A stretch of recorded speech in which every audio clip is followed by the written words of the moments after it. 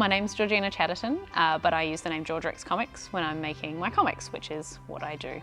Not just comics, I do illustration. I also run art workshops and writing workshops for mostly kids in schools and libraries, but I do them for adults as well. I originally was going to be a music teacher, that was the dream.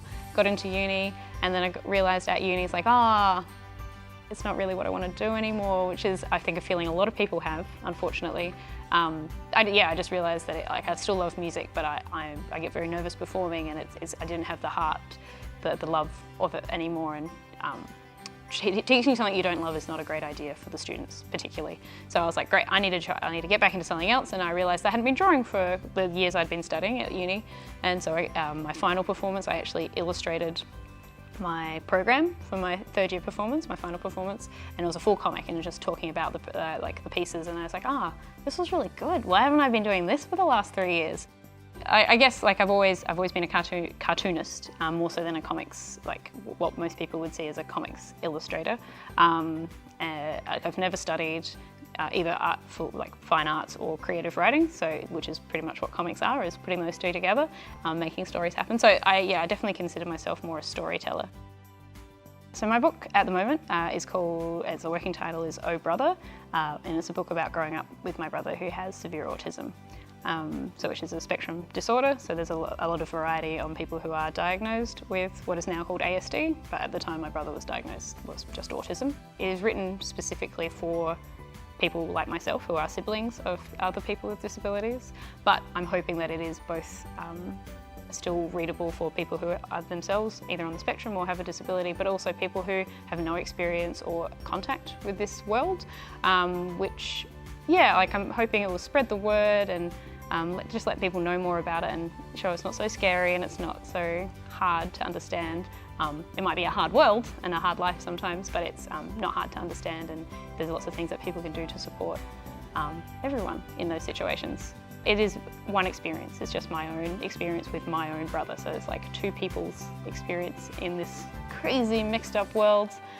So I don't claim at all to know anything about the whole spectrum or about other people's experience. It's really just my thoughts and feelings and how I feel about growing up with my bro. It was pretty cool.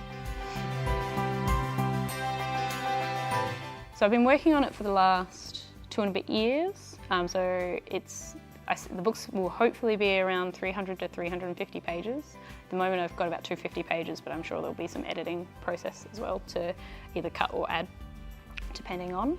And so I've got about 100 to go, and it's separated into 3 sections. So I've done the first 2 sections of the book.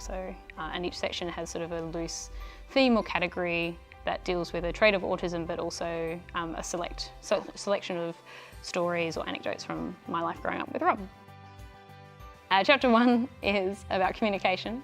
Chapter 2 is about obsessions, and Chapter 3, which I've written the script for and thumbnailed, but I'm currently doing page layouts and penciling.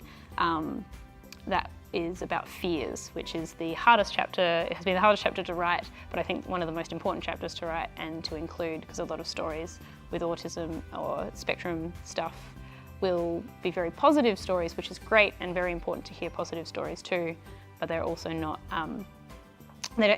it feels that they sometimes skate over some of the harder stuff around growing up with a sibling on the spectrum or a child, bringing up a child on the spectrum. So I originally thought it was going to take a year, and I was like, yeah, great, 2 years, and every time I just sort of pushing the thing back. But I think I can do it by the end of this year. That's my aim now, is to have, at the very least, having all the pencils done. So you can read it as a book, even if it is just sort of a grey pencil, but it's like, there's pages, it looks like a comic, you can read it. I've submitted the book to a publisher I'm currently waiting to hear back from them to see whether they're interested in picking it up. And in that case, as I've never had anything published other than by myself or other small press publishers, where you usually just have free rein, you just make it and then they will publish it for you. I don't actually know what it's like working with an editor, so they may have quite a lot of editing input and their sort of timelines. So I'd love to have the book done by the end of the year, as in have it done, can read it, it's a book. Yay, it's a thing you can hold. But when it would be out, I don't know. The reactions I get from readers has been really positive, and I know they're not always going to be positive, but like when you do get a positive reaction, or you just get someone coming up, it's like, this is exactly what it's like. Or I meet someone on the street and we start chatting and we find out that they know someone who's on the spectrum, or they have a son or a child on the spectrum, or a sibling, and then I say, oh, like, here's a thing I don't like, just have a read if you want, and then they'll email me, and it's exactly what I wanted. It's like there's people out there who want to read it, and they find some comfort hopefully, but if not, like, just that affinity with someone else, and like that support network, and know they're not alone. So that's what I think is keeping me pushing through and getting this book done, because it was really hard. It's really hard writing long stuff. I've realised it's not as fun and easy and as like doing a quick comic in like 24 hours. Like, great, I've done it. It's printed. Wow, I've done a thing. It's so much nicer having It'll be really good to hold once it's done, but it's been a bit of a slog. So having an audience and having people read and support your work is amazing. As I said before, my name for my comics is George Rex Comics, which is mostly what my online names are. So that's George, as in George, Rex, as in dinosaur, and comics, as in comic books. And so you can find me at georgerexcomics.com, George Rex Comics on Facebook. Untied in with everything else, I'm at GirlRexStore on Instagram, which is my main source of social stuff, so hang out with me there.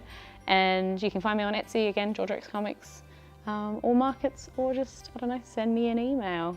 Why not? I've got that's on my website. Come say hi. I like hanging out with people.